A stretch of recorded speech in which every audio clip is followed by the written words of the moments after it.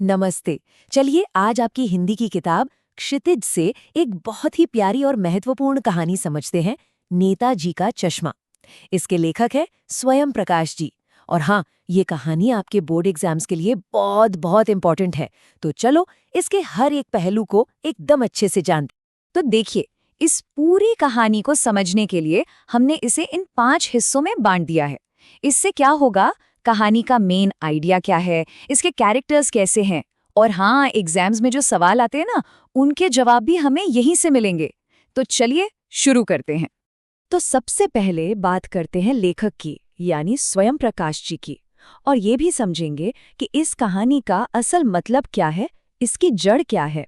स्वयं प्रकाश जी की ना एक खास बात थी। वो लिखते तो बहुत सिंपल लैंग्वेज में थे, लेकिन उनकी बातें दिल को छू जाती थीं, बहुत गहरी होती थीं। वो अक्सर हम जैसे आम लोगों की जिंदगी और समाज से जुड़ी परेशानियां अपनी कहानियों में उठाते थे।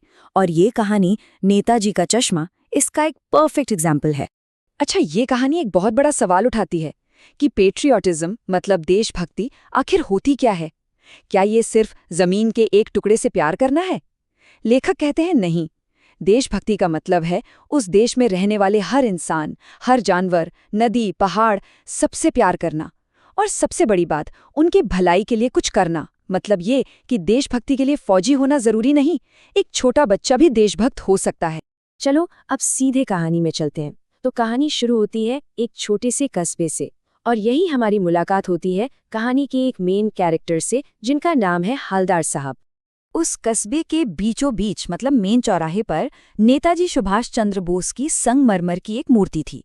पर उस मूर्ति में कुछ अजीब था, कुछ ऐसा जिसे देखकर हवलदार साहब हर बार चौंक जाते थे।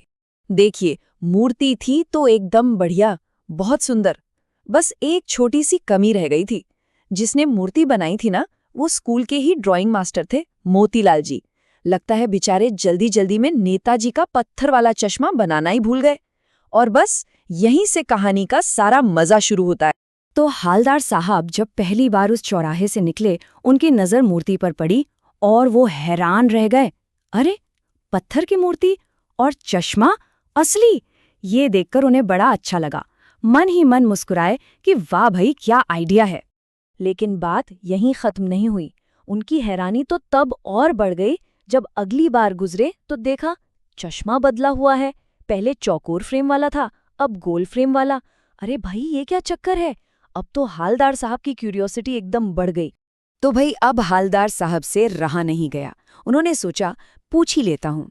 और उन्होंने वही चौराहे पर जो पान वाला बैठता था, उससे इस बदल के चश्मे का राज पूछ ही लिया। और यहीं पर कहानी के सबसे इम्पोर्टेंट कैरेक्टर की एंट्री होती है। पान वाला भी क्या कैरेक्टर था, एकदम खुशमिजाज आदमी, मुंह में हमेशा पान भरा रहता था। जब भी हंसता तो उसकी लाल काली बत्ती सी दिख जाती। तो जैसे ही हवलदार साहब ने उससे सवाल पूछा, वो पहले तो हंसा, फिर उसने ये राज खोला। पान वाले ने बताया, साहब ये काम कैप्टन चश्मे वाला करता है। मतलब एक चश्मे वाला है जिसे लोग कैप्टन बुलाते हैं। उसे नेताजी की मूर्ति बिना चश्मे के अच्छी नहीं लगती, तो वो अपनी छोटी सी दुकान से एक चश्मा उतारकर मूर्ति को पहना देता है। और उसका तरीका भी बड़ा सिंपल था। मान लो किसी कस्टमर को वही चश्मा पसंद आ गया जो मूर्ति पर लगा है, तो कैप्टन वो चश्मा मूर्ति से उतारकर ग्राहक को दे देता और मूर्ति पर दूसरा लगा देता। और हाँ, नेताजी से माफी भी मांगता था कि आपको थोड़ी तकलीफ हुई। सोचिए, देशभक्ति दिखाने का ये कितना अनोखा तरीका था। तो हवलदार साहब को लगा कैप्टन नाम है तो जरूर कोई फौजी होगा। पर जब उन्होंने पान वाले से पूछा तो पान वाले ने मजाक उड़ाते हुए कहा, वो लंगड़ा क्या जाएगा फौज में, पागल है पागल। ये जो लाइन है ना, ये बहुत इंपॉर्टेंट है। ये दिखाती है कि कैसे कुछ लोग सोचते हैं कि देशभक्ति सिर्फ फौजियों का काम है और एक आम आदमी के जज्बे की कोई कीमत नहीं समझते, उसका मजाक उड़ाते हैं। और असलियत क्या थी? असलियत ये थी कि ये कैप्टन एक बहुत ही बूढ़ा, मरियल सा, लंगड़ा आदमी था, जो एक बांस पर चश्मे टांगकर गली गली बेचता था। लोगों ने भले ही उसका नाम मजाक में कैप्टन रख दिया हो, पर सच तो ये है कि उसके दिल में जो देशभक्ति थी वो किसी भी फौजी से कम नहीं थी।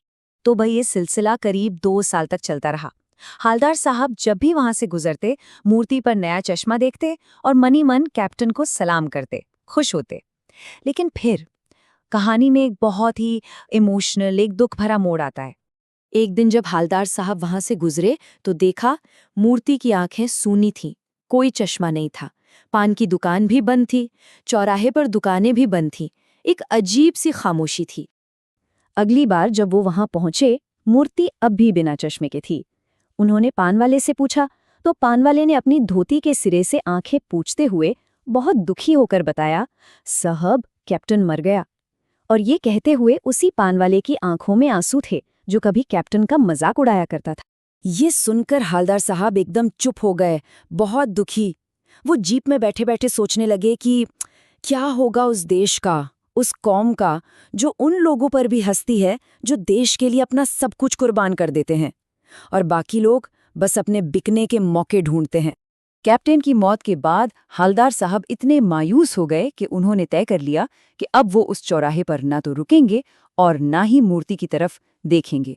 पर कहानी का अंत निराशा में नहीं होता। कहानी यहाँ एक नई उम्मीद जगाती है। तो करीब 15 दिन बाद वो फिर से उसी रास्ते से जा रहे थे। उन्होंने ड्राइवर को पहले ही कह दिया था कि गाड़ी मत रोकना, आज बहुत काम है। लेकिन आंखें तो आदत से मजबूर होती हैं। जैसी चौराहा आया, उनकी नजर अपने आप मूर्ति की तरफ उठ गई और वो एकदम से चीखे, गाड़ी रोको। ड्राइवर ने जोर से ब्रेक मारा। जीप रुकते रुकते हालदार साहब लगभग कूदकर तेज कदमों से मूर्ति के पास पहुंचे और उसके सामने जाकर अटेंशन में खड़े हो गए।